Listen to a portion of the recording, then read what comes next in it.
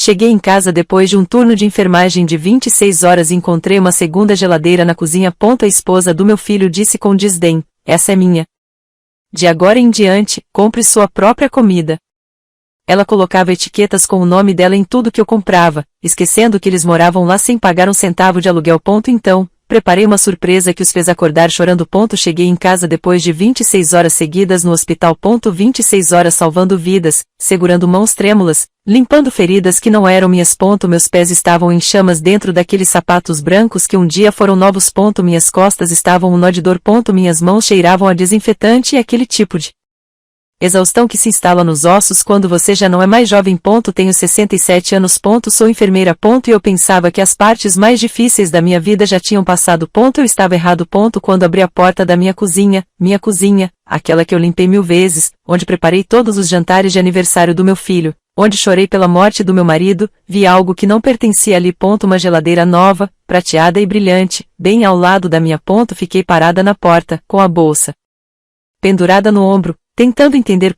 Será que eles compraram uma geladeira sem me dizer para quê? O nosso funcionou perfeitamente bem. Então eu ouvi a voz dela. Essa é minha. Jéssica, minha nora. Ela saiu do corredor com aquele rosto que eu conhecia tão bem. Aquela mistura de desdém e tédio, como se eu fosse uma mosca irritante no espaço dela. O que você disse? Perguntei. Minha voz estava rouca. Eu não tinha falado com ninguém fora do hospital havia horas. A geladeira é minha. Ela cruzou os braços, encostando-se no batente da porta. A partir de agora, compre sua própria comida. Ter esperança. Ela não me chamou de sogra. Ela não me chamou de senhora. Ela me chamou pelo meu nome como se fossemos colegas de quarto, como se aquela não fosse a minha casa. Abri a geladeira velha, minha geladeira, e o ar saiu dos meus pulmões. Tudo, absolutamente tudo que eu havia comprado 3 dias antes tinha etiquetas adesivas amarelas com o nome dela escrito em caneta preta. Jéssica, o queijo, os tomates, o iogurte, o feijão, o frango, até a manteiga. O que é isso? Eu sussurrei. O que? Eu te disse. Esta é a minha comida. Você compra o seu. Ela deu de ombros. Não é justo que eu tenha que dividir o que compro com o meu dinheiro. O dinheiro dela. Jéssica não trabalhava. Ela não trabalhou um único dia desde que se casou com meu filho, há 2 anos. Supostamente, foi Daniel quem trouxe o dinheiro. Embora ultimamente esse dinheiro parecesse estar vindo das minhas próprias economias toda vez que eu emprestava dinheiro para gasolina, compras de supermercado ou alguma emergência. Daniel. Tentei chamar meu filho, mas ele já estava lá, parado na porta do quarto, olhando para mim com olhos que eu já não reconhecia. Os mesmos olhos que me olhavam com amor quando ele era menino. Agora só restava o desconforto. Mãe, não faça escândalo. Jéssica tem razão.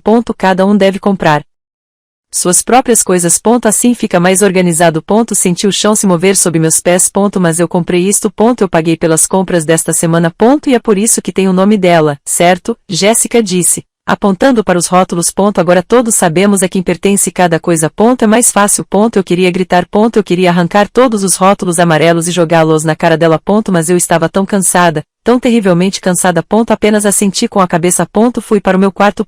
Fechei a porta. E pela primeira vez em anos, sentei-me na beira da cama e deixei-me sentir todo o peso do que acabará de acontecer. Eles moravam na minha casa, a casa que comprei sozinha com meu salário de enfermeira depois que meu marido morreu e me deixou sem nada além de dívidas e um filho de 8 anos com asma crônica. Eu trabalhava em turnos duplos. Em turnos triplos. Eu esfregava o chão do hospital às 3 da manhã para pagar a hipoteca. Deixei de fazer refeições para que Daniel pudesse tomar seus remédios. E agora, eles estavam me fazendo pagar para comer na minha própria cozinha. Tirei os sapatos. Meus pés estavam inchados e vermelhos. Apareceu uma nova bolha no meu calcanhar esquerdo. Eu nem me lembrava quando tinha recebido. Ouvi risadas vindas da sala de estar. Jéssica e Daniel estavam assistindo a TV. Ouvi o bip do micro-ondas e senti o cheiro de pipoca. Pipoca que eu não pude comer porque tinha o nome dela. Fechei os olhos e, naquele silêncio, na escuridão do meu próprio quarto, algo dentro de mim começou a mudar. Eu ainda não sabia, mas naquela noite, exausta e humilhada, seria a última vez que permitiria que me tratassem como uma estranha na minha própria casa. Porque, às vezes, o silêncio não significa rendição. Às vezes é apenas a calmaria antes da tempestade. Cheguei em casa depois de um turno de enfermagem de 26 horas e encontrei uma segunda geladeira na cozinha. A esposa do meu filho disse com desdém, essa é minha. De agora em diante, compre sua própria comida. Ela colocava etiquetas com o nome dela em tudo que eu comprava, esquecendo que eles moravam lá sem pagar um centavo de aluguel. Então, preparei uma surpresa que os fez acordar chorando. Cheguei em casa depois de 26 horas seguidas no hospital. 26 horas salvando vidas, segurando mãos trêmulas, limpando feridas que não eram minhas.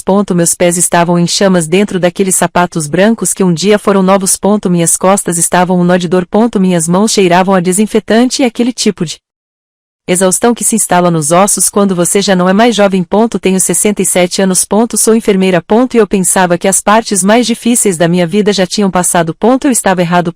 Quando abri a porta da minha cozinha, aquela que eu limpei 1000 vezes, onde preparei todos os jantares de aniversário do meu filho, onde chorei pela morte do meu marido, vi algo que não pertencia ali. Uma geladeira nova, prateada e brilhante, bem ao lado da minha. Fiquei parada na porta, com a bolsa pendurada no ombro, tentando entender. Será que eles compraram uma geladeira sem me dizer para quê? O nosso funcionou perfeitamente bem. Então eu ouvi a voz dela. Essa é minha. Jéssica, minha nora. Ela saiu do corredor com aquele rosto que eu conhecia tão bem. Aquela mistura de desdém e tédio, como se eu fosse uma mosca irritante no espaço dela. O que você disse? Perguntei. Minha voz estava rouca. Eu não tinha falado com ninguém fora do hospital havia horas. A geladeira é minha. Ela cruzou os braços, encostando-se no batente da porta. A partir de agora, compre sua própria comida. Ter esperança. Ela não me chamou de sogra. Ela não me chamou de senhora. Ela me chamou pelo meu nome como se fôssemos colegas de quarto, como se aquela não fosse a minha casa. Abri a geladeira velha, minha geladeira, e o ar saiu dos meus pulmões. Tudo, absolutamente tudo que eu havia comprado 3 dias antes tinha etiquetas adesivas amarelas com o nome dela escrito em caneta preta. Jéssica, o queijo, os tomates, o iogurte, o feijão, o frango, até a manteiga. Que é isso? Eu sussurrei. O que? Eu te disse. Esta é a minha comida. Você compra o seu. Ela deu de ombros. Não é justo que eu tenha que dividir o que compro com o meu dinheiro. O dinheiro dela. Jéssica não trabalhava. Ela não trabalhou um único dia desde que se casou com meu filho, há 2 anos. Supostamente, foi Daniel quem trouxe o dinheiro. Embora ultimamente esse dinheiro parecesse estar vindo das minhas próprias economias toda vez que eu emprestava dinheiro para gasolina, compras de supermercado ou alguma emergência. Daniel. Tentei chamar meu filho, mas ele já estava lá, parado na porta do quarto, olhando para mim com olhos que eu já não reconhecia. Os mesmos olhos que me olhavam com amor quando ele era menino. Agora só restava o desconforto. Mãe, não faça escândalo. Jéssica tem razão. Cada um deve comprar suas próprias coisas. Assim fica mais organizado. Senti o chão se mover sob meus pés. Mas eu comprei isto. Eu paguei pelas compras desta semana. E é por isso que tem o nome dela, certo? Jéssica disse, apontando para os rótulos. Agora todos sabemos a quem pertence cada coisa. É mais fácil. Eu queria gritar. Eu queria arrancar todos os rótulos amarelos e jogá-los na cara dela. Mas eu estava tão cansada, tão terrivelmente cansada. Apenas assenti com a cabeça. Fui para o meu quarto. Fechei a porta. E pela é sobre tudo. Sentei-me em frente a ele. Tem a ver com a forma como você fala comigo, como você me trata. Esta é a minha casa. Eu sei. Você? Sério? Porque não parece. Respirei fundo. Vocês dois não pagam aluguel. Você não paga contas de serviços públicos. Você não paga impostos sobre a propriedade. Nada. E agora descobri que nem sequer posso usar meu próprio sabonete. Ele esfregou o rosto. Mamãe Jéssica é minha esposa. Tenho que apoiá-la. Se você não gosta da maneira como ela lida com as coisas, talvez devesse pensar em encontrar seu próprio lugar para morar. O mundo parou. Meu próprio lugar. Não quero dizer isso de uma forma ruim, mas somos um casal jovem. Precisamos do nosso espaço. Privacidade. Não podemos ficar nos preocupando o tempo todo se a forma como organizamos a casa te incomoda. Minha casa, Daniel. Minha casa. Eu sei que legalmente esta casa é sua, mãe. Você não precisa ficar repetindo isso. Seu tom tornou-se irritado. Mas também é onde eu moro, onde minha esposa mora. E, francamente, às vezes acho que Jéssica tem razão. Você é muito antiquado. Você não entende como funcionam as famílias modernas. Eu me levantei. Não disse mais nada. O que eu poderia dizer? Subi para o meu quarto. Tirei uma caixa do armário. Uma caixa que eu não abria há anos. Lá dentro havia fotos. Daniel quando bebê. Daniel com seu nebulizador. Aqueles olhos enormes me encarando com medo toda vez que ele não conseguia respirar.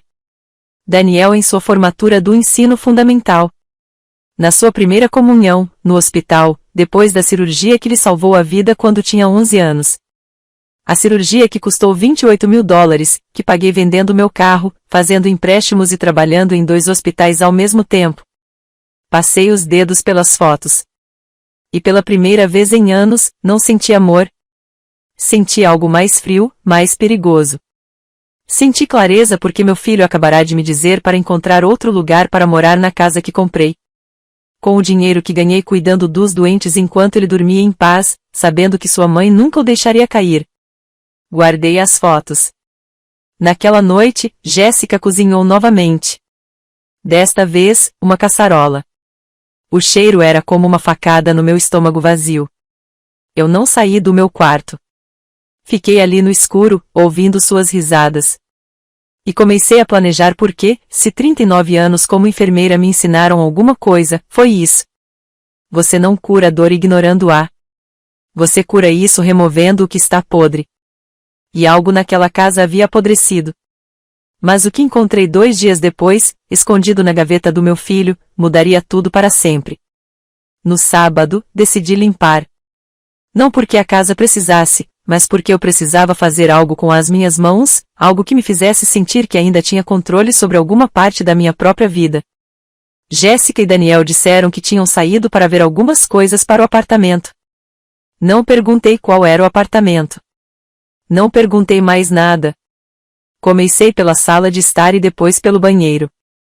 Então parei em frente à porta do quarto de Daniel. O quarto dele. Aquele que era dele desde os 8 anos. Aquele que pintei de azul porque era a cor favorita dele. Aquela que enchemos com posters de futebol e depois com posters de bandas de rock. Eu entrei. A cama estava desarrumada. As roupas foram jogadas no chão. Tinha o cheiro daquele perfume doce que Jéssica usava. Nenhum vestígio do cheiro do meu filho. O menino que cheirava a sabão e terra depois de brincar lá fora. Comecei a pegar. Eu dobrei as roupas. Eu arrumei a cama. Limpei os móveis. E então percebi que a gaveta do criado mudo estava ligeiramente aberta. Eu não ia abrir. Na verdade, não estava. Mas algo brilhante lá dentro me chamou a atenção. O sol da tarde batia diretamente nele, e o brilho chamou minha atenção. Abri a gaveta. Documentos. Muitos papéis desorganizados. Recibos antigos, fotos impressas da Jéssica na praia, em restaurantes caros, em bares, tudo recente, tudo tirado enquanto eu emprestava dinheiro para gasolina para eles. Continuei cavando, sem saber exatamente o que estava procurando. E então eu vi um envelope pardo, grosso, com meu nome escrito na parte superior com a letra de Daniel. Mãe, documentos importantes. Retirei-os com as mãos trêmulas. Lá dentro estavam as escrituras da casa. Aquelas que eu guardava no meu quarto, no meu arquivo. Como eles entraram aqui? Por baixo das escrituras havia outro documento. Uma nota promissória autenticada em cartório, datada de 2 anos atrás. Empréstimo de $45.000. Devedor Daniel Miller. Credora Hope Miller. Objetivo: investimento inicial para um negócio de importação de autopeças. Eu me lembrei de tudo. Há 2 anos, Daniel veio até mim muito animado. Ele tinha um plano. Um amigo me propôs uma ideia de negócio: importar peças de automóveis do exterior. Ele ia se tornar milionário.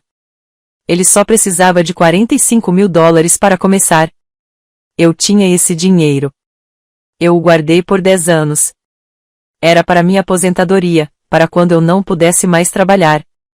Mas ele era meu filho, meu único filho. Mãe, eu te pago de volta em 6 meses, com juros. Você vai ver. Assinamos o documento na presença de um tabelião porque ele insistiu. Então, como você vê, estou falando sério, disse ele. O negócio nunca deu certo. O amigo desapareceu com parte do dinheiro. Daniel nunca mais falou sobre o empréstimo. E eu nunca lhe perguntei sobre isso porque ele era meu filho. E uma mãe não cobra pelo que dá com amor. Ou será que não? Continuei olhando o envelope. Havia mais papéis, extratos bancários de 6 meses atrás, uma conta que eu não reconhecia em nome de Daniel com depósitos regulares de $1.500.000. De onde vinha esse dinheiro se ele supostamente não estava trabalhando? E bem no fundo, um pedaço de papel dobrado. Eu o desdobrei. Era uma cópia impressa de mensagens de texto entre Daniel e Jéssica. Jéssica. Eu já falei com o corretor de imóveis. Ele diz que esta casa nesta área vale cerca de 300 mil. Daniel, isso é muita coisa. Jéssica, é exatamente essa a questão, querida. Sua mãe é idosa. Ela não vai viver para sempre. E quando ela se for, para quem ela vai deixar a casa?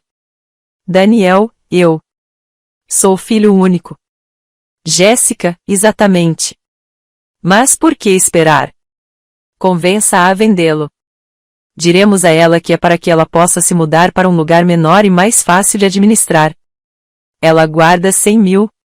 Mantemos 200. E com isso, podemos começar nossa vida de verdade bem longe daqui. Daniel, eu não sei. Ela vai ficar furiosa. Jéssica vai superar isso. Além disso, o que ela vai fazer? Nos expulsar? Você é filho dela. Ela não vai te deixar na rua. Vamos dar a ela alguns meses de tratamento especial. Amoleça o coração dela e pronto. Tratamento especial para Daniel. LOL. Jéssica, você vai ver. Daqui a 2 meses, ela estará nos implorando para ajudá-la a vender. A data da mensagem é de 3 meses atrás. Os rótulos apareceram 2 semanas depois daquela conversa. Deixei cair os papéis. Sentei-me na cama do meu filho e comecei a tremer. Não por medo, mas por raiva. Uma raiva pura e fervente que subia do meu estômago até a minha garganta. Eles estavam me expulsando da minha própria casa com um plano, passo a passo, humilhação após humilhação. E meu filho sabia que ele tinha planejado isso. Fotografei tudo com meu celular, as mensagens, a nota promissória, os extratos bancários, as escrituras que não deveriam estar naquela gaveta. Recoloquei tudo exatamente como encontrei. Fechei a gaveta. Saí do quarto e desci até a cozinha. Eu me servi um copo d'água. Minhas mãos estavam tremendo tanto que quase deixei cair. Olhei em volta. As 2 geladeiras, com etiquetas amarelas em tudo. A casa que comprei com a minha dor. Com meus turnos noturnos, com os joelhos destruídos por ficar em pé 12 horas por dia, a casa onde criei meu filho sozinha depois que o pai dele morreu. O filho que agora queria vendê-la para ir embora com a esposa, para bem longe de mim. Enxuguei as lágrimas que nem sabia que estavam caindo. E naquele momento, algo dentro de mim se quebrou para sempre, mas não da maneira que eles esperavam. Eu não desabei. Eu avancei. Porque uma coisa é perdoar. Uma coisa é ser tolo, outra bem diferente é ser um tolo.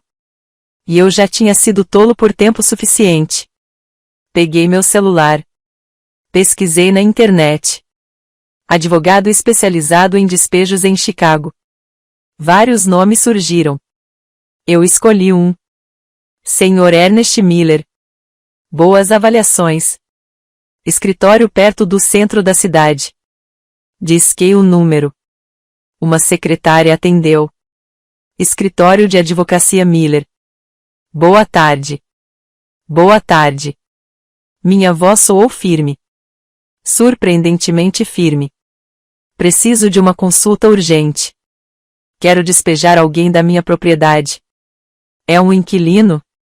Não, é meu filho. Houve um breve silêncio. Eu vejo. Quando você pode entrar? Amanhã, se possível. Deixe-me verificar. Sim, temos uma vaga às 11 da manhã. Eu estarei lá. Eu desliguei. Ouvi a porta da frente abrir. Eles voltaram. Chegamos, gritou Jéssica com aquela voz cantada que ela usava quando estava de bom humor. Ter esperança. Tem algo para o jantar? Respirei fundo. Saí da cozinha com um sorriso. Ainda não. Você quer que eu faça alguma coisa? Jéssica olhou para mim surpresa. Daniel também. Ah, sim. Tanto faz, disse meu filho. Perfeito. Assenti com a cabeça. Vou preparar uns ovos para você. Vai ficar pronto em 1 minuto. Eles me olharam de forma estranha. É claro que sim. Eu mal tinha falado com eles durante dias. Mal saí do meu quarto. Mas agora eu estava sorrindo porque agora eu sabia algo que eles não sabiam. As guerras não são vencidas por quem grita mais alto. A vitória é conquistada por quem ataca quando o inimigo baixa a guarda. Naquela noite, preparei o jantar para eles. Eu arrumei a mesa. Eu até lavei a louça. Jéssica e Daniel trocaram olhares confusos. Você está bem, mãe? Perguntou ele. Muito bem, filho. Eu só pensei. Você tem razão. Eu estava muito tenso. Sinto muito por isso. Jéssica sorriu. Um sorriso vitorioso. Fico feliz que você entenda, Hope. No fim das contas, todos nós queremos o melhor para a família, não é? Claro, respondi, olhando-a diretamente nos olhos. O que é melhor para a família? Subi para o meu quarto, fechei a porta e, pela primeira vez em semanas, dormi profundamente, porque amanhã a guerra começaria e eles nem sequer sabiam que já tinham perdido. O que o advogado me disse no dia seguinte foi o começo do fim para eles. Na segunda-feira, às 11 horas em ponto, eu estava sentado em frente ao Sr. Ernest Miller. Seu escritório cheirava a café e papel velho. Ele tinha uma enorme estante repleta de códigos legais. Na parede, seu diploma de direito estava pendurado ao lado de uma foto com o governador. Ele parecia sério, mas seus olhos eram bondosos. Conte-me tudo, Sra. Miller. Sem pressa. E eu lhe disse, os rótulos, as mensagens, o empréstimo, eles nunca quitaram a casa que estava em meu nome, tudo. Ele tomava notas, assentindo com a cabeça ocasionalmente. Quando terminei, ele tirou os óculos e olhou para mim atentamente. Você tem provas de tudo isso? Tenho fotos das mensagens. Tenho a nota promissória autenticada do empréstimo. Tenho a escritura da casa. Tudo está em meu nome. Eles pagam aluguel? Não. Nada. Serviços públicos? Nem essas. Eu pago por tudo. Eletricidade, água, gás, IPTU, internet, tudo. Ele assentiu lentamente. Senhora, legalmente a senhora tem todo o direito de despejá-los. É sua propriedade. Eles não têm contrato de arrendamento. Eles não pagam nada. São o que chamamos de ocupantes sem título de propriedade. Ele fez uma pausa. Mas ele é seu filho. Tem certeza disso? Fiquei em silêncio por um instante. Tinha certeza. Pensei nos avisos amarelos, nas mensagens de pessoas querendo vender minha casa, no Daniel me dizendo para procurar outro lugar. Sim, eu respondi. Tenho certeza. Tudo bem. Preciso que você assine uma procuração. Vamos iniciar o processo legal. Vai levar algumas semanas, mas podemos acelerar o processo se eles não cooperarem. Ele abriu uma pasta. Também podemos solicitar o empréstimo com juros. Estaríamos falando de, deixe-me calcular, cerca de $62 mil. Aquela figura me deixou tonto. São tantos juros que se acumulam, senhora. E seu filho assinou uma nota promissória legal. Esse é um dinheiro que você pode reivindicar. Assinei os papéis. Paguei os honorários iniciais pelos seus serviços. $1.500 que eu tinha guardado para emergências. Isto foi uma emergência. Saí do escritório com uma sensação estranha no peito, como se tivesse acabado de saltar de um avião sem ter certeza de que o paraquedas abriria, mas não havia como voltar atrás. Naquela mesma noite, cheguei em casa mais tarde do que o habitual. Eu tinha parado no supermercado. Comprei minhas próprias coisas, aquelas que eu etiquetaria se necessário. Quando abri a porta, ouvi vozes na sala de estar, muitas vozes. Entrei e paralisei. Os pais de Jéssica, Sebastian e Raquel, estavam sentados no meu sofá como se fossem os donos do lugar. A sogra chegou, disse Raquel com um sorriso que não chegou aos olhos. Boa noite, murmurei. Hope, venha, sente-se, disse Jéssica, apontando para uma cadeira, uma única cadeira na minha sala de estar. Enquanto eles ocupavam os sofás, eu fiquei sentado. O que mais eu poderia fazer? Olha, sogra, começou Sebastian, um homem corpulento com bigode e voz estrondosa. Nos reunimos aqui porque precisamos conversar sobre algo importante em família. Em família?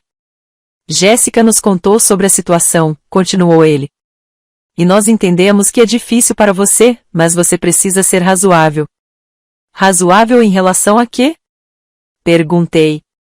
Sobre o espaço, Raquel comentou. Esta casa é grande. Sim, mas 3 adultos morando juntos é complicado. As crianças precisam de privacidade. Eles estão numa idade em que querem formar a sua própria família. E você, bem, você está em uma fase diferente da vida. Senti meu sangue ferver. Mais uma etapa. Não me interprete mal, disse Sebastian. Estamos apenas dizendo que talvez seja melhor para todos se você considerar as opções. Quais são as opções? Jéssica inclinou-se para a frente. Existem algumas comunidades de aposentados muito agradáveis. Ter esperança. Lugares onde você estaria com pessoas da sua idade, com atividades de enfermagem. Você não se sentiria sozinho. Um lar de idosos, eu disse, com a voz monótona.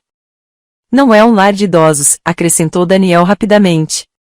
São como comunidades, e você não precisa ir longe. Tem um aqui na cidade, perto da rodovia. Fomos ver. É bom. Você foi ver isso, repeti. Sem mim? Um silêncio constrangedor. Queríamos te surpreender. Jéssica disse, olha, até tiramos fotos. Ela me mostrou o celular dela. Imagens de um prédio cinza com jardins, quartos pequenos e idosos em cadeiras de rodas. Eu me vi ali, naquele lugar, esperando para morrer. E esta casa? Perguntei, com a voz trêmula. Bem, Daniel coçou a nuca. Jéssica e eu ficaríamos aqui. Eventualmente, talvez a gente venda, compre algo menor, mas isso seria mais tarde. Claro, eu disse mais tarde. O importante é que você estará bem cuidada, insistiu Raquel. E as crianças poderiam começar suas vidas de verdade. E quem pagaria por essa comunidade? Perguntei. Mais silêncio. Bem, você tem sua aposentadoria do hospital, disse Jéssica. E se você vender seu carro, terá dinheiro suficiente para os primeiros meses. Resolveremos o resto mais tarde. Veremos. Meu carro, aquele que comprei há 5 anos, o único luxo que me permitia em décadas. E se eu vender o carro, como vou para o trabalho? Eu ainda trabalho. Caso você tenha esquecido. Oh, esperança. Raquel suspirou. Na sua idade, você deveria estar pensando em se aposentar e aproveitar a vida. Tenho 67 anos. Não 80, retruquei. Mas você trabalha demais, disse Jéssica com uma voz melosa. Você se cansa, você fica doente. Não seria melhor descansar? Olhei para o meu filho. Ele não estava olhando para mim. Ele estava olhando para o chão. É isso que você quer, Daniel, que eu vá embora? Ele olhou para cima. Vi algo em seus olhos. Culpa. Vergonha. Mãe, nós só queremos o melhor para você. O que é melhor para mim? Eu me levantei. Ou o que é melhor para você? Não comece com o seu drama, disse Jéssica, revirando os olhos. Não é drama, Jéssica. É uma pergunta. O que você ganha se eu for embora? Você ganha, ela explodiu. Você ganha paz e tranquilidade. Você recebe cuidados. Você ganha por não ter que limpar esta casa enorme. Esta casa que eu comprei. Ah, lá vamos nós. Sempre a mesma coisa. Minha casa. Minha casa. Jéssica também se levantou. Sim, é a sua casa. Mas é também onde seu filho mora. Ou você vai expulsá-lo? Jéssica, se acalme. Sebastian disse, não vou me acalmar. Estou farto desta situação. Ela se virou para mim, Desde que cheguei a esta casa, tenho tentado me dar bem com você. Mas você só sabe se fazer de vítima. Tudo tem que ser do seu jeito. Bom, não mais, Hope. Você não é mais o único morador daqui. E se você não consegue aceitar isso, então sim, talvez você deva procurar outro lugar. O silêncio que se seguiu foi denso. Olhei para Daniel. Você pensa o mesmo? Ele esfregou o rosto. Mãe, acho que a Jéssica tem razão. Você não pode ficar controlando tudo. Esta casa, sim, você a comprou. Mas também é a minha casa. E se eu quiser morar aqui com minha esposa, essa é uma decisão minha. Sua decisão. Senti algo se romper no meu peito. E o que sou eu? Um inconveniente. Ninguém disse isso. Raquel interveio. Você não precisa dizer isso, murmurei. Virei-me e subi as escadas. Atrás de mim, ouvi Jéssica. Ah, agora ela está brava. Ela já terá superado isso até amanhã. E risos suaves, como se nada disso importasse. Entrei no meu quarto. Tranquei a porta. E dessa vez eu chorei. Chorei como não chorava há anos. Chorei pelo filho que criei. Pelas noites em claro quando ele teve febre, pelos 3 empregos que tive para pagar a escola dele. Para cada dólar que economizei, eu pensava no futuro dele. Chorei até não ter mais lágrimas. E quando terminei, lavei o rosto. Olhei-me no espelho. Meus olhos estavam vermelhos, inchados, com olheiras profundas e escuras. Mas também havia algo novo em meu olhar. Decisão. Peguei meu celular. Encontrei o número do Sr. Miller. Enviei uma mensagem para ele. Sr. Miller, prossiga com tudo. Quero que eles saiam da minha casa o mais rápido possível. A resposta chegou em segundos. Entendido, Sra. Miller. Entraremos com o processo amanhã.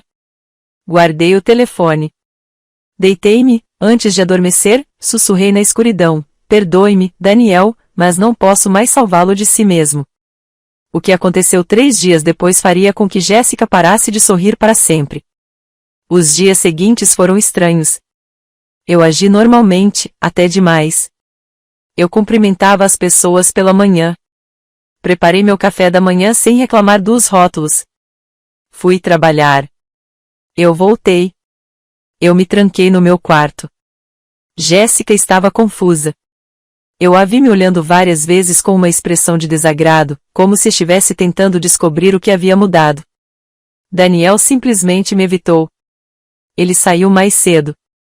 Ele voltou tarde. Quando nossos caminhos se cruzaram, ele desviou o olhar. Bom. Deixem que pensem que eu desisti.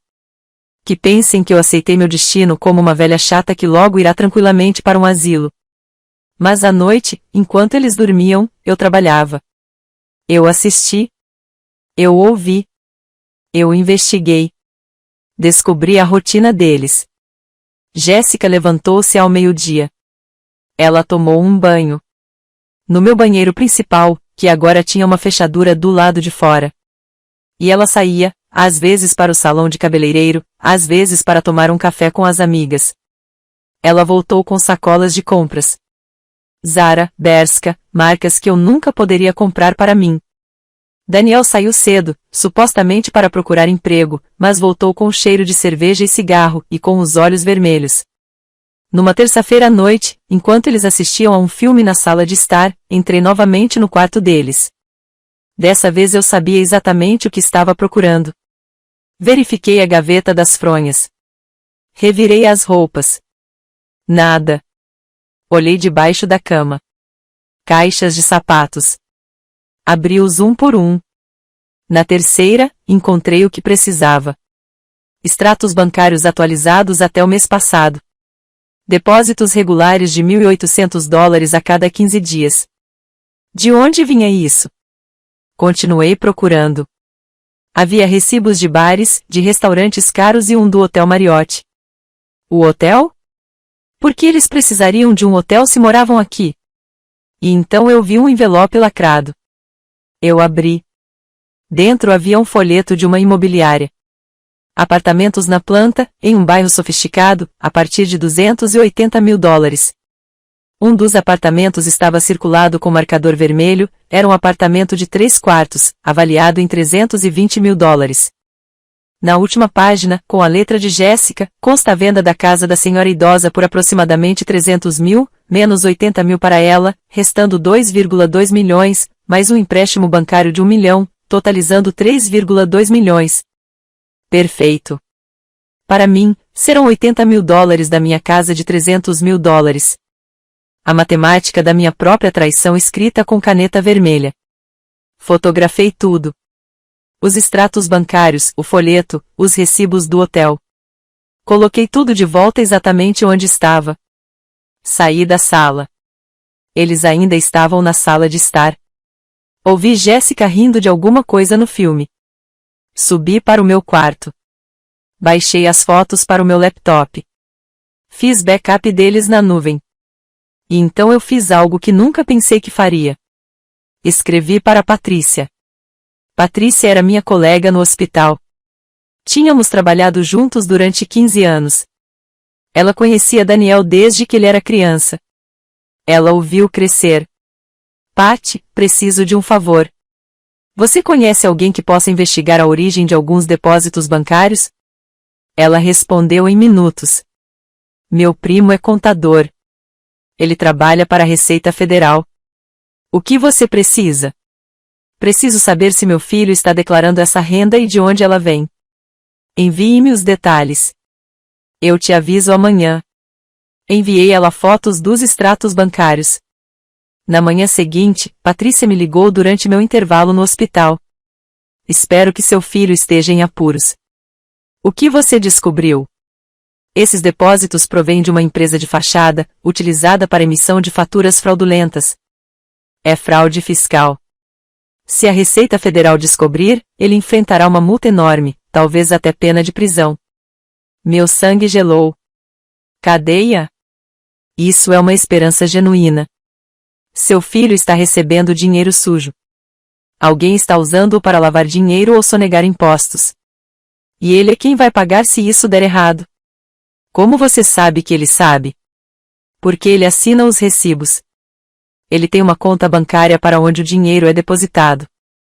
Ele não pode alegar que não sabia. Desliguei o telefone, tremendo. Meu filho. Meu filho se envolveu em algo ilegal. Naquela noite, cheguei em casa decidida a falar com ele, a sós. Mas quando entrei, ouvi vozes agitadas vindas da cozinha. Eu te disse que você precisava ser mais discreto. A voz de Daniel soava desesperada. Não fale comigo assim, retrucou Jéssica. Não é minha culpa que sua mãe seja tão intrometida.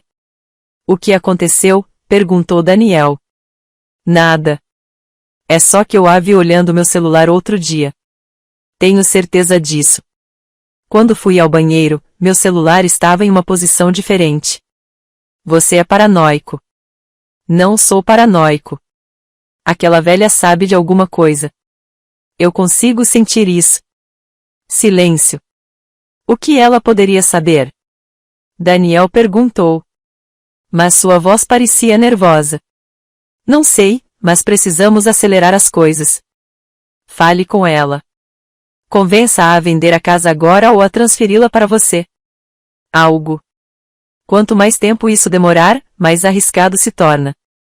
Não posso pressioná-la mais. Ela já está brava. Encontraremos uma maneira. A voz de Jéssica ficou fria.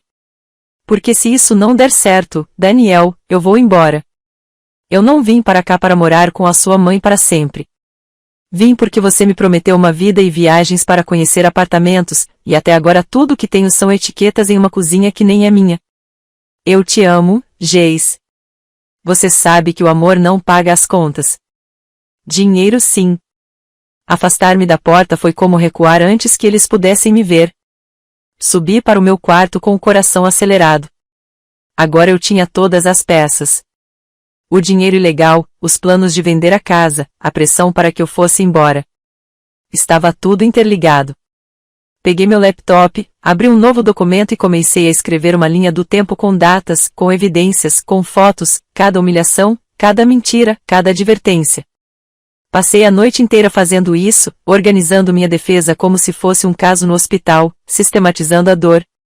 Ao amanhecer, imprimi tudo. 3 cópias, uma para o advogado, uma para mim, e uma para, bem, eu veria para quê. Eu tomei banho. Eu me vesti. Eu fiz café. Quando desci até a cozinha, Daniel já estava lá. Ele estava com uma aparência terrível. Olhos fundos, barba por fazer. Bom dia, eu disse calmamente. Ele olhou para mim surpreso. Bom dia, mãe. Eu preparei meu café da manhã. Torrada, café preto, fruta. Ele não parava de me encarar. Você está bem? Ele finalmente perguntou. Olhei-o nos olhos. Muito bem, filho. Por quê? Não sei. Você está diferente. Eu sorri. Dormi bem. Isso é tudo. Uma mentira. Eu não tinha dormido nada. Mas ele não precisava saber disso. Terminei meu café da manhã. Lavei meu prato. Eu juntei minhas coisas. Estou indo para o hospital. Voltarei esta noite. Mãe. Ele me deteve antes que eu pudesse sair. Sobre o outro dia, sobre o lar de idosos. Você não precisa decidir agora. Eu sei, respondi. Não se preocupe. E eu saí de carro. Antes de ligar o motor, liguei para o Sr. Miller. Sr. Miller, é Hope. Tenho mais informações. Acho que meu filho está envolvido em algo ilegal. Eu tenho provas. Venha ao escritório hoje, se puder.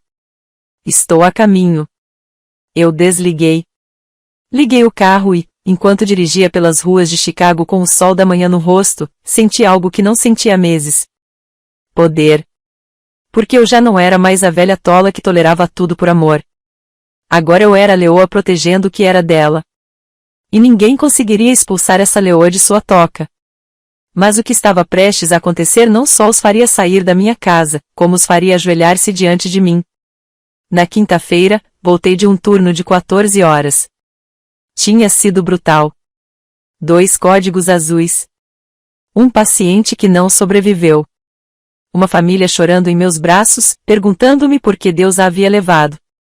Eu não tinha respostas. Eu nunca fiz isso. Cheguei em casa arrastando os pés. Tudo doía. Minhas costas, meus joelhos, até mesmo minha alma. Tudo o que eu queria era um banho quente e dormir. Abri a porta. O cheiro me atingiu primeiro. Comida. Frango assado. Batatas. Aquele cheiro que faz você salivar instantaneamente. Entrei na cozinha e fiquei paralisada. Minha geladeira estava aberta, vazia, completamente vazia. No chão, ao lado da lata de lixo, estavam minhas coisas. O iogurte que eu comprei 2 dias atrás. O presunto, o queijo, os tomates, as tortilhas, tudo jogado dentro de um saco preto. O que? Eu sussurrei. Ah, você voltou. Jéssica entrou na cozinha enxugando as mãos em um guardanapo. Ela estava usando uma blusa nova, muito cara. Consegui ver pela etiqueta que ainda estava pendurada na coleira. Tive que jogar sua comida fora. Você fez o quê? Estava estragado, disse ela, dando de ombros. Tinha um cheiro horrível. Estava contaminando minha geladeira. Você sabe como é. Quando as coisas se misturam, tudo acaba cheirando mal. A comida estava boa. Comprei há 2 dias. Bem, eu cheirei e estava podre. Ela olhou para mim com aqueles olhos frios. Além da esperança, eu já te disse. Se você quiser armazenar alimentos, compre sua própria geladeira, como eu fiz. Olhei para o saco de lixo. Lá estava. Minhas compras da semana. $20 jogados no lixo. Algo dentro de mim se quebrou. Não foi nada dramático. Não foi explosivo. Estava tudo em silêncio. Como quando uma corda que foi esticada demais finalmente se rompe. Quebrou de repente. Onde está Daniel? Perguntei com uma voz oca. Na sala de estar. Por quê? Eu não respondi. Fui até a sala de estar. Meu filho estava esparramado no sofá, olhando para o celular, com uma cerveja na mão. A terceira garrafa vazia estava sobre a mesa de centro. Daniel. Ele olhou para cima. E aí, mãe? Sua esposa jogou minha comida no lixo. Oh, sim. Ela me disse que estava estragado. Não estava estragado. Mãe. Ele suspirou como se eu fosse uma criança mimada. Se Jéssica diz que foi ruim, então foi ruim mesmo. Ela sabe dessas coisas. Ela sabe. Senti minha voz falhar. Compro alimentos há 40 anos. Acho que sei quando algo está podre. Simplesmente deixe para lá. Ele se levantou, cambaleando um pouco. Ele estava bêbado. Estou cansado, do seu drama. Meu drama? As palavras saíam como facas. Meu drama, Daniel. Ela jogou fora comida no valor de $20. $20 que eu ganhei trabalhando enquanto você fica aí sentado bebendo cerveja que eu paguei. Você não pagou por esta cerveja. Jéssica comprou. Com que dinheiro, Daniel? Com que dinheiro Jéssica compra coisas se ela não trabalha? Esse não é o seu problema. Claro, é problema meu. Você mora na minha casa, come a minha comida, usa os meus serviços públicos. Já chega, gritou ele. Pela primeira vez em anos, meu filho gritou comigo. Estou farto disso. Estou farta de tudo ter que girar em torno de você. Sua casa, sua comida, seu dinheiro. Nós entendemos. Você fez tudo. Você é a grande mártir, a santa mãe que sacrificou tudo. As palavras me atingiram como socos. Daniel. Não. Estou cansada disso, mãe. Estou cansada de me sentir culpada por existir, de sentir que te devo cada respiração porque você trabalhou tanto. Eu não pedi para nascer. Eu não pedi para o papai morrer. Essas foram as suas escolhas, não as minhas. O silêncio que se seguiu foi insuportável. Jéssica apareceu na porta. Ela tinha um pequeno sorriso triunfante. Olhei para o meu filho e vi aquele homem de 32 anos com os olhos vermelhos de álcool e raiva, e não o reconheci. O menino que costumava abraçar minhas pernas quando tinha pesadelos. O adolescente que me trouxe flores no Dia das Mães com seu primeiro salário. O jovem que chorou no meu ombro quando sua primeira namorada o deixou. Aquele menino tinha ido embora. Em seu lugar estava um estranho. Um estranho que me odiava. Muito bem, falei tão baixo que mal conseguia me ouvir. Tudo bem. Virei-me, subi as escadas, entrei no meu quarto, tranquei a porta e, pela primeira vez na vida, senti que não conseguia respirar. Não fisicamente. Meus pulmões estavam funcionando. Mas algo mais profundo, algo no centro do meu peito, havia se fechado. Sentei-me na cama e peguei meu celular. Com as mãos trêmulas, disquei o número da minha irmã Lucy. Ela morava em outro estado. Não nos víamos muito, mas sempre estivemos presentes um para o outro. Hope, o que houve? Respondeu ela, preocupada. Eram 10 da noite e então eu desabei. Contei tudo a ela entre soluços, entre engasgos, as etiquetas, as mensagens, o empréstimo, a comida no lixo. As palavras de Daniel. Ela não interrompeu. Ela apenas ouviu. Quando terminei, houve silêncio. Esperança, disse ela finalmente, com voz séria. Você tem que tirá-lo de casa. Ele é meu filho. Ele é ingrato. Então a voz dela ficou dura. E aquela mulher é uma cobra. Eles vão te deixar sem nada. E quando isso acontecer, eles irão embora. E você ficará sozinho, sem casa, sem dinheiro, sem nada. Mas não tem bunda, irmã. Eu sei que você o ama. Mas o amor não pode ser tão cego. Às vezes, amar alguém significa deixá-lo, cair. É a única coisa que os acorda. Chorei ainda mais. Eu não posso fazer isso com ele. Então prepare-se para perder tudo, porque é isso que vai acontecer. Ela desligou. fiquei lá sozinha no escuro com o telefone na mão. E, pela primeira vez, tive um pensamento terrível. Pensei, e se eu for embora? E se eu deixar a casa para eles e for embora? Seria mais fácil, menos doloroso. Eu poderia alugar um quartinho, trabalhar até me aposentar, morrer em paz sabendo que não destruí minha família. Mas aí me lembrei de algo. Lembrei-me do dia em que comprei esta casa. Daniel tinha 12 anos. Estávamos alugando um apartamento horrível em um bairro perigoso há 2 anos, mas eu havia economizado centavo por centavo durante 5 anos. No dia em que assinei a escritura, cheguei em casa chorando de felicidade. Meu filho, eu lhe disse, nós temos uma casa de verdade. Ninguém pode tirar isso de nós. Ele me abraçou. Ele cheirava a sabonete infantil e sonhos. Ninguém, mãe. Nem mesmo se não pagarmos o aluguel. Ninguém, porque é nosso. Seu e meu. Abri os olhos. Seu e meu. Não é da Jéssica. Não os pais dela. Não de mais ninguém. Meu. Levantei-me. Enxuguei minhas lágrimas. Abri a gaveta da minha cômoda. Retirei a pasta onde estavam todas as provas, as fotos, os documentos. E tirei outra coisa. As escrituras originais da casa, aquelas que eu havia recuperado do quarto de Daniel e guardado no meu. Eu os abri. Lá estava meu nome, Hope Miller, proprietária. Passei os dedos sobre as letras. 40 anos de trabalho, 40 anos de dor, 40 anos de sacrifício. Estava tudo escrito neste papel, e ninguém, absolutamente ninguém, ia tirar isso de mim. Peguei meu celular. Encontrei minha conversa com o Sr. Miller. Escrevi, Sr. Miller, preciso vê-lo amanhã. Urgente. Vamos agilizar tudo. O que aconteceu, Sra. Miller? Não vou esperar mais. Quero que eles saiam da minha casa até a semana que vem. Entendido. Amanhã, assim que possível, prepararei os documentos. Guardei o telefone. Eu me deitei. E desta vez, eu não chorei porque as lágrimas tinham secado. Em seu lugar, havia algo mais duro, uma determinação mais fria.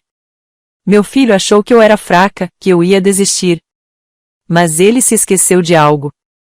Ele se esqueceu de que as mulheres que criam filhos sozinhas, que têm 3 empregos, que suportam a dor e continuam de pé, não se quebram, se transformam. E quando alguém toca naquilo que mais amamos, tornamo-nos implacáveis. Daniel estava prestes a aprender algo que eu lhe havia ensinado quando ele era criança.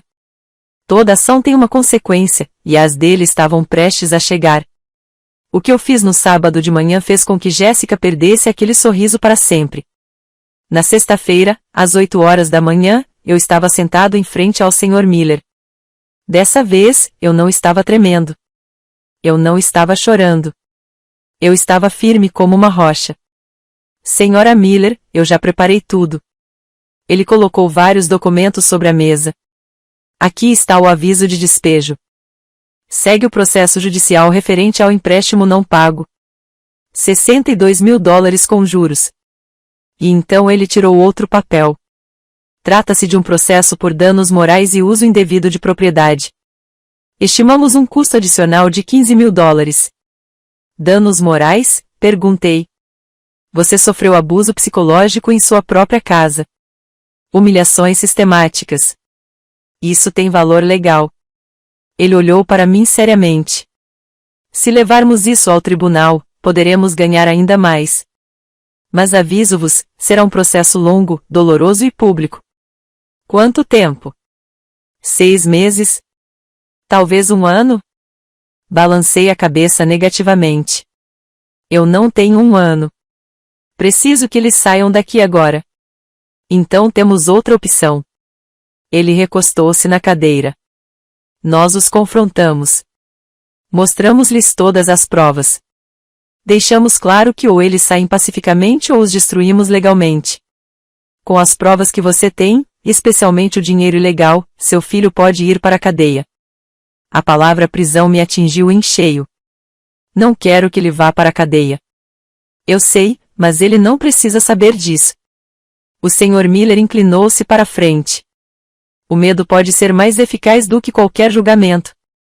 Se ele achar que pode ir para a prisão, ele cooperará. E se ele não aceitar, então prosseguiremos com tudo. Sem piedade, ele fez uma pausa. Senhora, eu sei que ele é seu filho, mas se a senhora não estabelecer limites agora, eles irão destruí-la. Eles vão vender sua casa. Eles vão te deixar na rua e não vão olhar para trás. Fechei os olhos. Respirei fundo. Vamos fazê-lo. Mas eu quero estar presente. Quero ver a cara deles quando descobrirem. Tem certeza? Completamente. Assinei os papéis. Todos eles. O aviso de despejo, o processo judicial referente ao empréstimo, tudo. O Sr. Miller colocou-os no envelope de papel pardo. Quando vocês querem que os atendamos? Amanhã. Sábado de manhã. Quando estão em casa, relaxados e confiantes. Ele assentiu lentamente. 10 horas amanhã. Eu irei pessoalmente com um oficial de justiça. Você estará lá? Eu estarei lá. Naquela noite, cheguei em casa mais cedo do que de costume. Jéssica estava na sala de estar pintando as unhas. Daniel estava dormindo no sofá com a boca aberta. Olá, eu disse. Jéssica mal olhou para mim. Oi. Subi para o meu quarto, mas não para me esconder. Desta vez, é hora de planejar. Tirei uma mala velha do armário. Comecei a arrumar minhas coisas mais importantes. Documentos, fotos, roupas, meu uniforme do hospital, tudo que eu não queria que tocassem porque, no dia seguinte, depois do aviso, eu não sabia o que poderia acontecer. Guardei a mala debaixo da cama. Então eu fiz algo que nunca faço. Abri meu porta-joias, aquele que minha mãe me deu antes de falecer. Havia poucas coisas lá dentro. Um anel de ouro, meus brincos de casamento, uma corrente fina e uma foto. E uma foto antiga e desbotada do meu marido Richard sorrindo com o bebê Daniel nos braços. Eu o retirei. Eu fiquei olhando para aquilo por um longo tempo. Perdoe-me, meu amor, sussurrei. Eu sei que você queria que eu cuidasse do nosso filho, mas acho que cuidar dele agora significa deixá-lo ir, deixá-lo cair para que ele possa aprender. Guardei a foto. Fechei a caixa de joias. E naquela noite, pela primeira vez em semanas, dormi profundamente, sem pesadelos, sem lágrimas, porque não havia mais nada a decidir. A decisão foi tomada. No sábado, acordei às 7 da manhã. Eu tomei banho. Vesti minhas melhores roupas, calças pretas, blusa branca e sapatos fechados. Eu arrumei meu cabelo. Passei um pouco de batom. Olhei-me no espelho e vi uma mulher diferente. Eu não era a enfermeira exausta. Eu não era a mãe humilhada.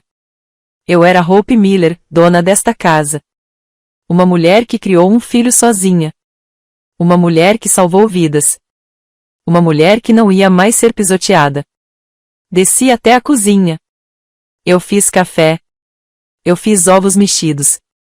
Eu aqueci as tortilhas. Daniel desceu com os olhos inchados. O que você está fazendo? Perguntou ele, surpreso.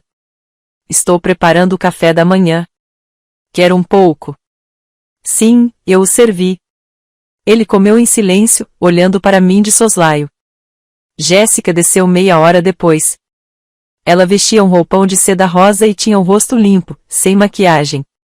Ela parecia mais jovem, quase vulnerável. Bom dia, eu disse. Bom dia, respondeu ela, desconfiada. O que estamos celebrando? Nada.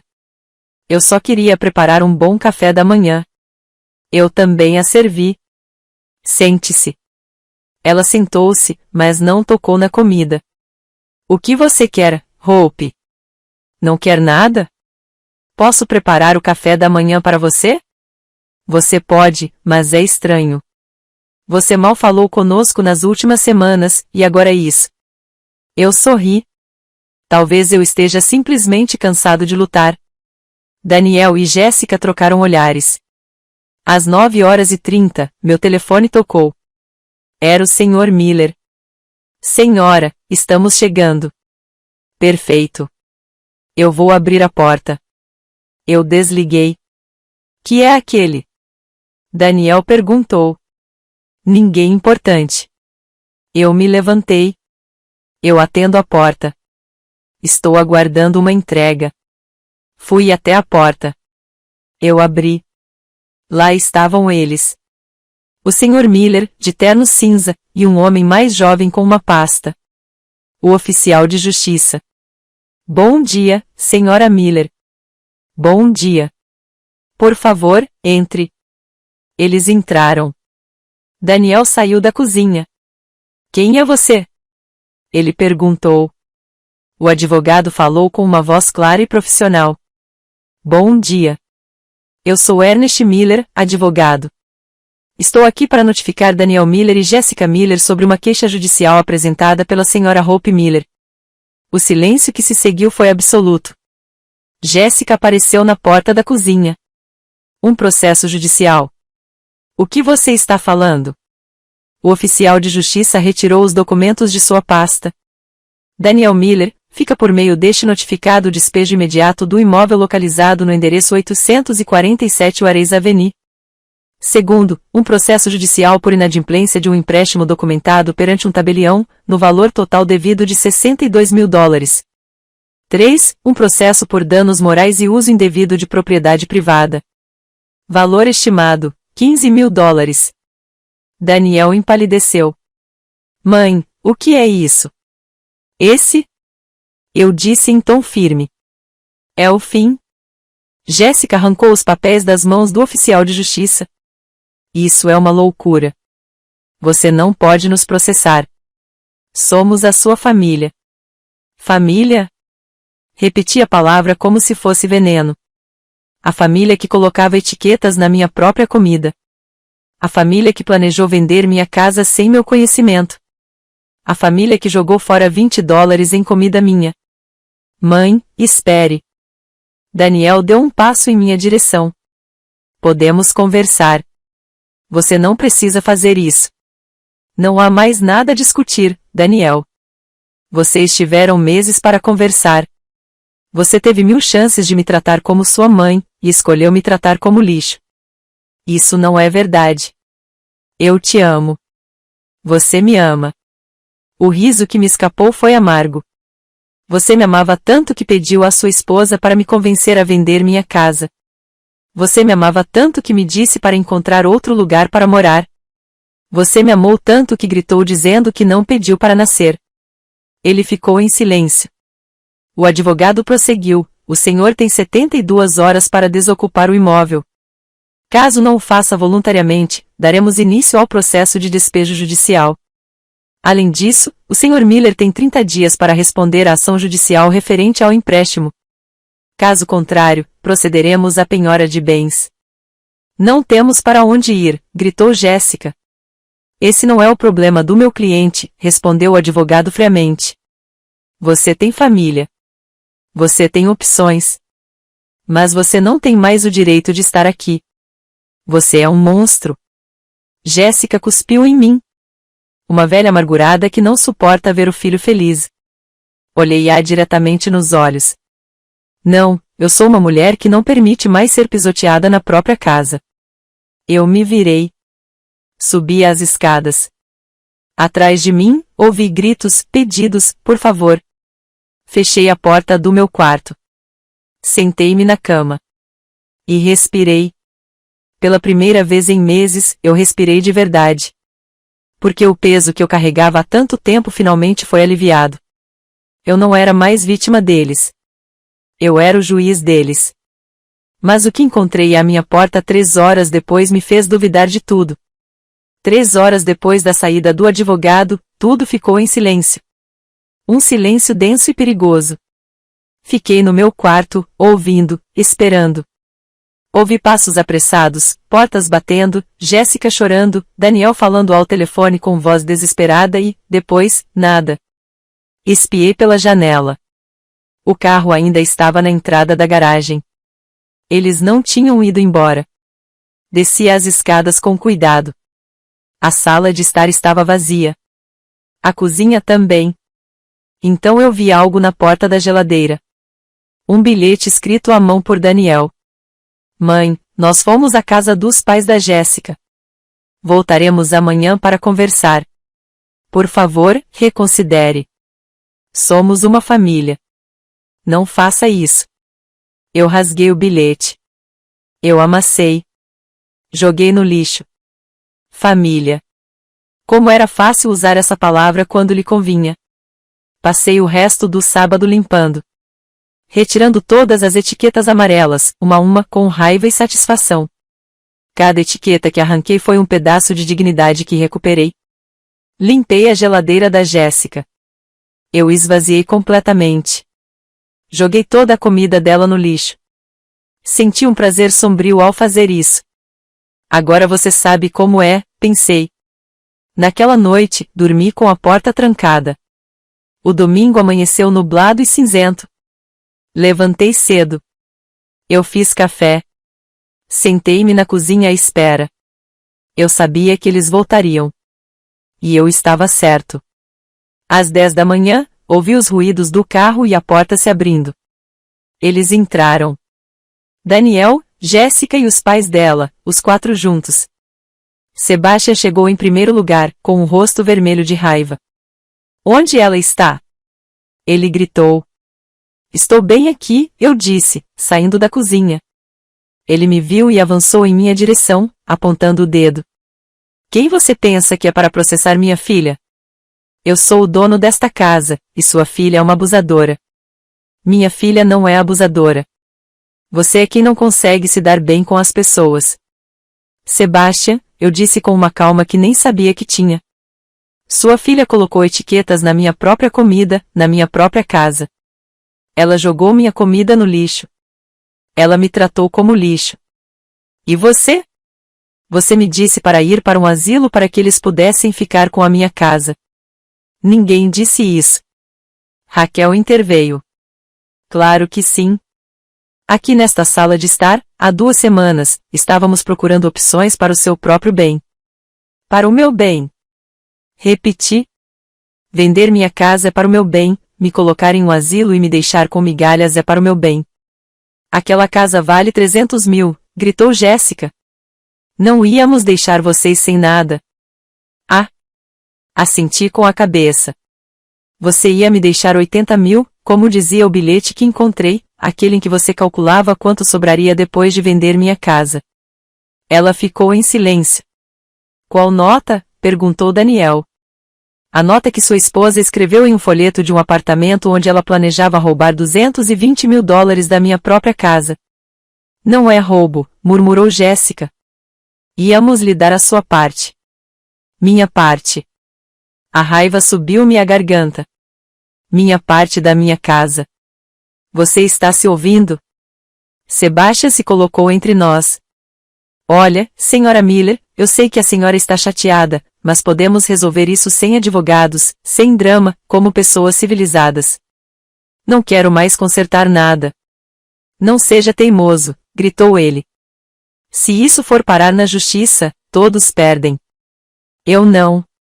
Tenho todas as provas. Mensagens, documentos, testemunhas. Analisei-os um por um. E eu tenho mais uma coisa.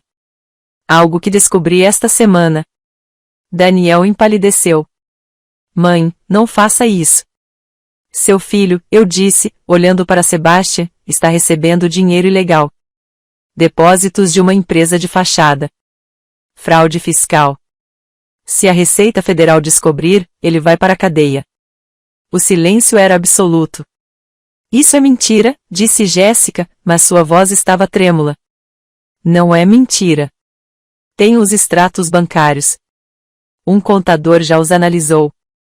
E se isso for a julgamento, essa informação virá à tona. Daniel desabou no sofá. Mãe, eu não sabia. Um amigo me ofereceu esse emprego. Eu estava apenas assinando faturas. Eu não sabia que era ilegal. Mas você assinou, recebeu o dinheiro e o gastou. Minha voz era como gelo em hotéis, em restaurantes caros, em roupas para sua esposa. Embora você tenha me dito que não tinha dinheiro para pagar a conta de luz. Pare com isso, gritou Jéssica. Pare de se fazer de vítima. Você é quem está destruindo esta família. Eu não destruí nada. Você fez. Rótulo por rótulo, humilhação por humilhação. Eram apenas rótulos. Não é nada demais. Não eram apenas rótulos, gritei pela primeira vez, e minha voz ecoou pela casa. Era uma mensagem. Uma mensagem de que eu não importava mais.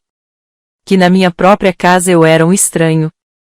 Que tudo que eu construí, tudo pelo que trabalhei, tudo que sacrifiquei não valeu nada. O silêncio que se seguiu foi ensurdecedor. Você tem até terça-feira para sair da minha casa, eu disse em tom firme.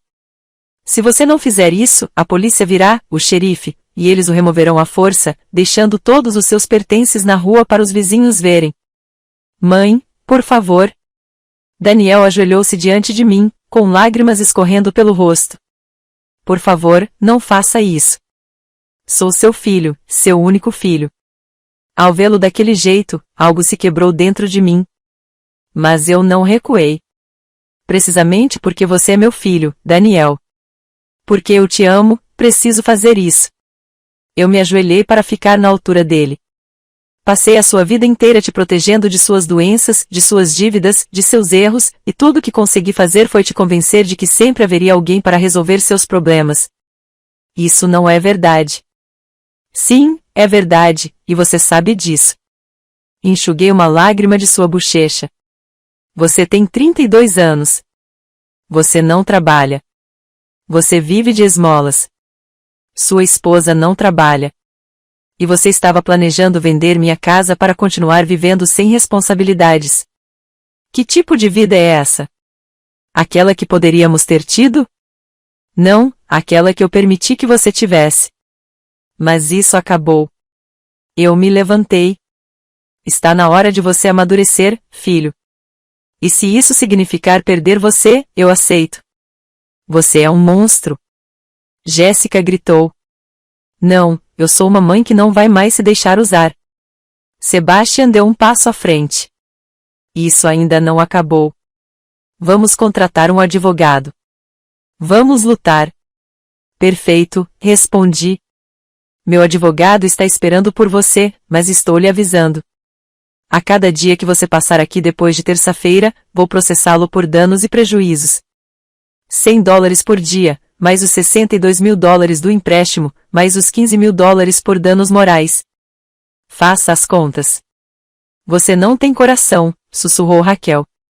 Eu tentei, mas você quebrou em pedaços. Agora tudo o que me resta é a dignidade, e isso você não vai me tirar. Virei-me e subi as escadas. Atrás de mim, ouvi choro, gritos e palavrões. Fechei a porta do meu quarto. Sentei-me na cama. E as lágrimas que eu vinha segurando finalmente vieram. Não de tristeza, mas de libertação. Porque finalmente, eu estava livre. Mas o que aconteceu na noite de segunda-feira mudaria tudo. E isso me faria ver meu filho sob uma nova perspectiva. Segunda-feira foi o dia mais longo da minha vida. Fui para o hospital cedo, para um turno de 12 horas. Eu precisava me afastar. Eu precisava de ar. Meus colegas perceberam que algo estava errado. Durante o nosso intervalo, Patrícia me levou ao refeitório. Espero que você esteja com uma aparência terrível. O que aconteceu? Fiz o que você disse. Eu os processei. Estou expulsando-os da minha casa.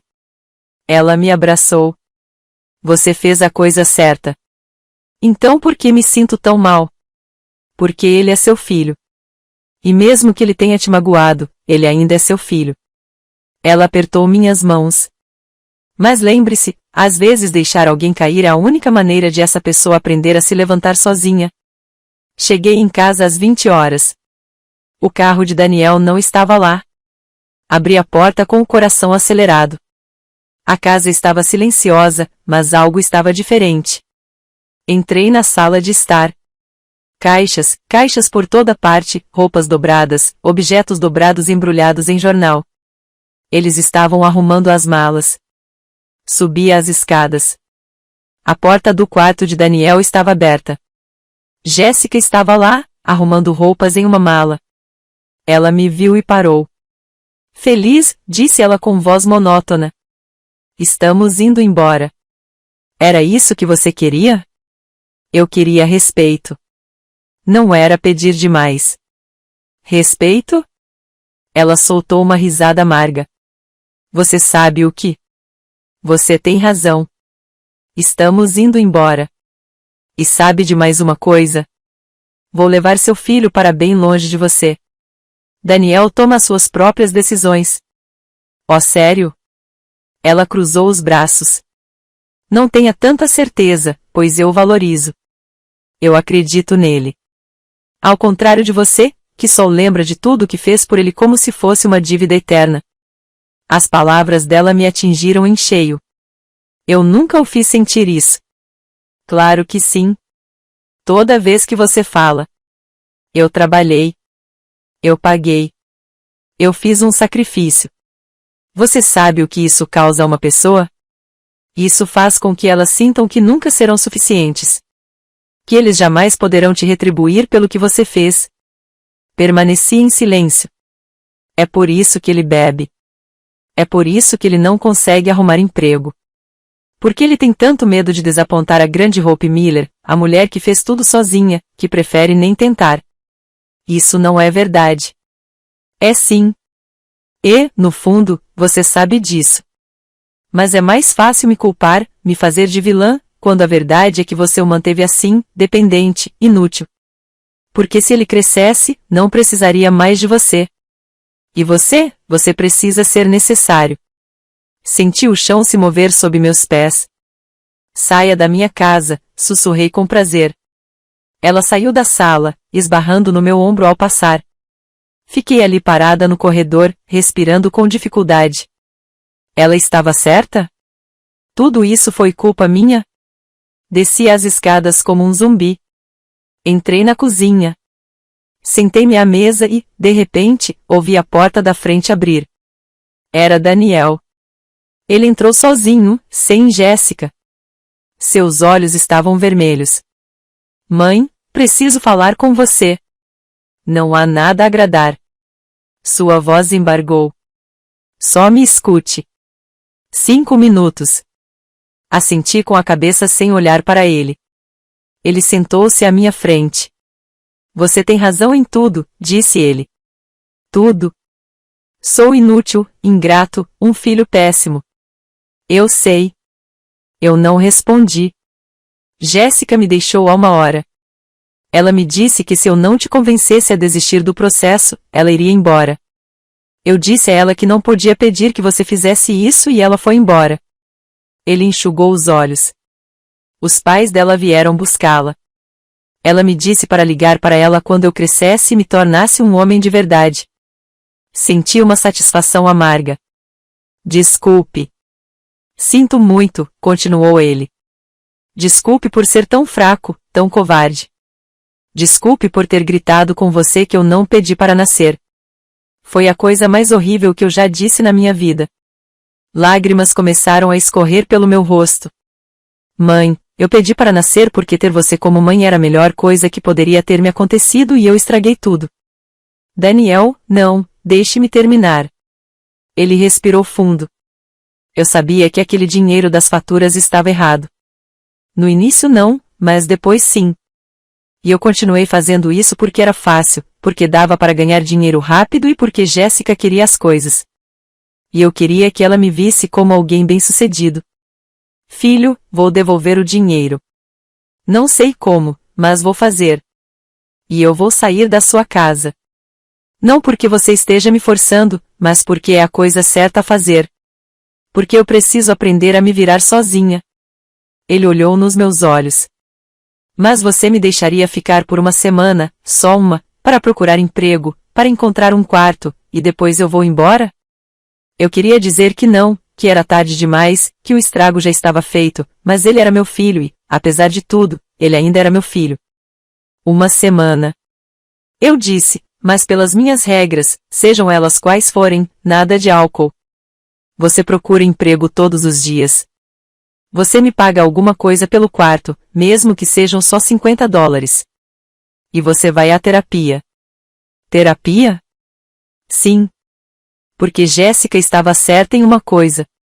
Você e eu temos coisas para resolver, e não podemos fazer isso sozinhos. Ele ficou em silêncio por um instante. Certo, eu farei isso. E quanto ao empréstimo, peguei meu celular. Liguei para o Sr. Miller. Sr. Miller, é esperança. Quero que você suspenda o processo judicial referente ao empréstimo. Não o retire. Basta pausar para ver o que acontece. Tem certeza? Sim. Entendido. E o despejo? Olhei para Daniel. Suspenda isso também por uma semana. Como desejar. Eu desliguei. Daniel olhava para mim com os olhos cheios de lágrimas. Obrigada, mãe. Mostre-me. Ele assentiu com a cabeça. Ele se levantou para sair, mas parou na porta. Mãe, por quê? Por que, depois de tudo que eu te fiz, você ainda está me dando chances? Olhei para ele, pela primeira vez em dias, senti algo quente no meu peito. Porque é isso que as mães fazem, filho. Não porque seja fácil, não porque seja justo, mas porque o amor, o verdadeiro amor, não desiste, mas também não se deixa pisotear. E essa é a diferença que você precisa aprender. Ele ficou parado ali na porta. E pela primeira vez em anos, vi algo em seus olhos que eu havia perdido. Eu vi o menino que eu conhecia. O menino que me abraçou quando estava com medo. O menino que prometeu cuidar de mim quando crescesse. Aquele menino ainda estava lá, enterrado sob camadas de erros e mentiras. Mas ele estava lá. E, pela primeira vez, tive esperança. Não que tudo fosse se resolver da noite para o dia, mas talvez, só talvez, nem tudo estivesse perdido. Os 3 dias seguintes foram estranhos. Daniel cumpriu sua palavra. Ele acordou cedo. Ele imprimiu currículos. Ele saiu para procurar emprego. Eu o observei à distância. E lentamente, muito lentamente, começamos a conversar. Não se trata de rótulos, não se trata de Jéssica, não se trata do passado. Conversamos como não fazíamos há anos.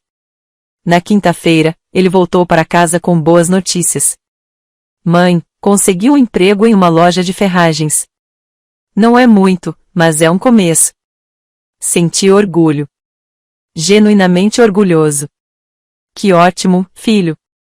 Naquela noite, cozinhamos juntos. Eu fiz arroz. Ele preparou o frango. Como quando ele era adolescente e me ajudava na cozinha. E enquanto jantávamos, ele me disse algo que partiu meu coração. Mãe, encontrei um quarto no centro da cidade. É pequeno, mas consigo pagar com o meu salário. Quando você vai se mudar? Na segunda-feira. Isso se você quiser que eu vá? Eu olhei para ele. Você quer ir? Eu penso que sim. Acho que preciso fazer isso porque, se ficar, vou voltar aos mesmos velhos hábitos. Preciso aprender a viver sozinha, a pagar minhas próprias contas, a ser responsável. Assenti com a cabeça, embora algo dentro de mim estivesse se despedaçando. Tudo bem. Posso te visitar aos domingos? Sempre. Esta ainda é a sua casa, mas agora em termos diferentes. Ele sorriu. Um sorriso triste, mas verdadeiro. Obrigada, mãe. E naquele momento, eu soube que tinha feito a coisa certa. Que deixá-lo cair tinha sido a única maneira de ele aprender a voar. Mas o que aconteceu no domingo, um dia antes de ele partir, foi o verdadeiro desfecho que ambos precisávamos. O domingo amanheceu com um sol brilhante. Daniel acordou cedo. Eu o ouvi na cozinha preparando café. Desci as escadas. Ele estava lá, olhando pela janela. Bom dia, eu disse. Ele se virou. Ele tinha algo na mão, um envelope. Bom dia, mãe. Preciso te entregar isso. Ele me entregou o envelope. Eu abri. Dentro havia dinheiro. Notas de $120. Contei rapidamente. $300. O que é isto? É o que te devo por esta semana. 100 de aluguel e 200 como primeira parcela da minha dívida. Daniel, você não precisa. Sim, eu faço. Sua voz era firme. Eu te devo $62.000, com juros. Bem, vou te pagar de volta. Não sei quanto tempo isso vai levar. Talvez leve anos, mas eu vou fazer isso. Senti um nó na garganta, filho. E também quero te dar isto. Ele tirou um papel dobrado do bolso. É um plano de pagamento. Consegui com a ajuda de um contador que conheci. Posso te pagar $300 por mês. Em 18 anos, terei quitado meus 18 anos de dívidas. Olhei para o papel. Tudo era calculado data por data, pagamento por pagamento. Daniel, você tem 32 anos. Daqui a 18 anos, você terá 50 anos. Eu sei, mas é minha responsabilidade e vou cumpri-la. Ele fez uma pausa porque foi isso que você me ensinou. Que as dívidas sejam pagas, que as promessas sejam cumpridas, e eu quebrei muitas promessas, mãe, mas não vou quebrar esta. Lágrimas escorriam pelo meu rosto. Eu o abracei e ele retribuiu o abraço. Como quando ele era criança, como quando estava com medo, como quando precisava de mim. Só que agora era diferente. Agora ele não precisava mais que eu o salvasse. Ele estava me abraçando porque me amava. E isso mudou tudo. Naquela tarde, ajudei-o a arrumar suas últimas coisas. Enquanto dobrávamos as roupas, ele disse, sabe, a Jéssica me mandou uma mensagem ontem. Eu olhei para cima. O que ela queria? Ela perguntou se você havia desistido do processo. Eu disse a ela que não, que você tinha razão, que eu tinha sido um idiota. Ele deu um sorriso amargo. Ela me chamou de perdedor. Disse que eu nunca seria nada na vida e que esperava que eu apodrecesse na casa da minha mãe para sempre. Sinto muito, filho. Não sinta. Ele olhou para mim. Porque ela estava certa em uma coisa. Eu era um perdedor. Mas eu não quero mais ser um. E se eu tiver que perdê-la para deixar de ser uma, que assim seja. Sentei-me na cama. Você sente falta dela? Às vezes, mas mais do que dela, sinto falta de quem eu pensava ser quando estava com ela. Ele fechou a mala. Eu me achava importante, bem-sucedido. Mas era mentira. Era tudo dinheiro que não era meu, uma casa que não era minha, uma vida que não era minha. E agora eu tenho um quartinho, um emprego que paga $600 por semana e uma dívida de $62.000. Ele soltou uma risada. Mas é meu. Essa é a minha vida. Pela primeira vez em anos, senti orgulho. Profundo e real. Seu pai ficaria orgulhoso. Ele ficou em silêncio, com os olhos cheios de lágrimas. Você acha mesmo? Eu sei disso porque seu pai também cometeu erros. Muitos deles. Mas ele sempre se levantava. Ele sempre tentava. Sempre. E é isso que você está fazendo. Ele enxugou as lágrimas. Posso te confessar uma coisa? Claro. Durante anos, eu te odiei. Nem sempre, mas às vezes. Porque você sempre foi perfeito, a enfermeira perfeita, a mãe perfeita, aquela que fazia tudo certo. E eu jamais conseguiria estar à altura disso. Eu sempre fui o filho que precisava de ajuda, o filho doente, o filho que dava prejuízo, o filho. E quando conheci Jéssica, ela me fez sentir suficiente, como se eu não precisasse ser perfeita, como se eu pudesse simplesmente ser eu mesma. Ele respirou fundo. Mas a verdade é que ela não me amava. Ela adorava o que eu podia lhe dar. E quando eu não pude mais lhe dar nada, ela foi embora. Nem todas as mulheres são assim. Eu sei porque você não é assim. Você poderia ter ido embora. Você poderia ter me deixado cair quando tudo isso começou, mas não deixou. Você me deu uma última chance, e essa mãe, ninguém mais teria feito isso. Ele me abraçou novamente, e naquele abraço estava tudo. Perdão, dor, amor, esperança. Às 5 da tarde, o caminhão de mudança chegou. Bem, na verdade não era um caminhão. Era a caminhonete de um amigo que Daniel havia alugado por $20. Nós dois, juntos, carregamos as coisas dele. Não eram muitos. Uma cama desmontada, caixas de roupa, alguns móveis. Os vizinhos nos observavam de suas janelas. A senhora Gable, da casa ao lado, saiu. O menino está abandonando Hope? Sim, senhora Gable. Ele vai morar sozinho. Oh, que maravilha! Já era hora. Um homem deve se sustentar por seus próprios pés. Ela olhou para Daniel. Trabalhe duro, filho, e visite sua mãe com frequência. Ela precisa de você. Sim, senhora Gable. Eu prometo. Quando terminamos de carregar tudo, Daniel ficou parado em frente à casa, olhando para ela como se a estivesse vendo pela primeira ou pela última vez. Eu cresci aqui, disse-lhe suavemente. Dei meus primeiros passos aqui. Tive pesadelos aqui e você me acalmou. Tomei café da manhã aqui antes da escola todos os dias durante 20 anos. Ele se virou para mim. Esta casa faz parte da minha história e vou sentir saudades dela. Sempre estará aqui, e eu também. Eu sei, mas não será a mesma coisa. E tudo bem, porque é disso que eu preciso. Ele entrou na caminhonete. Vejo você no domingo. Ok. Para o almoço. Eu estarei esperando. Vou preparar o seu assado de panela favorito. O que você quiser. Ele sorriu. Ele fechou a porta do caminhão e foi embora. Fiquei ali parada na calçada, observando-o partir de carro. E quando o caminhão virou a esquina e desapareceu, algo dentro de mim se desfez. Chorei, mas não de tristeza, e sim de alívio. Porque finalmente, eu havia deixado meu filho ir.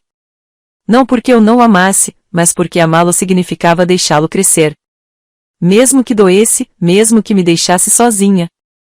6 meses depois, estou sentada na minha sala de estar. Minha casa está silenciosa, mas já não é um silêncio pesado. É um silêncio tranquilo. Daniel vem todos os domingos, como prometido. Às vezes ele traz comida. Às vezes cozinhamos juntos. Ele me conta sobre seu trabalho, seus colegas, sobre como está economizando dinheiro. Ele já me pagou $2.000 da sua dívida. Pagamentos pequenos, mas consistentes. Na semana passada, ele me disse algo que me emocionou profundamente. Mãe, conheci alguém. O nome dela é Laura. Ela trabalha na padaria da esquina do meu quarteirão. Ela é uma boa pessoa. Não tipo, bem, você sabe. E o que Laura faz? Ela trabalha. Ela estuda à noite. Administração de empresas. Ela quer abrir o próprio negócio um dia. Ele sorriu. Gosto que ela tenha os seus próprios sonhos, que não precise que eu resolva a vida dela.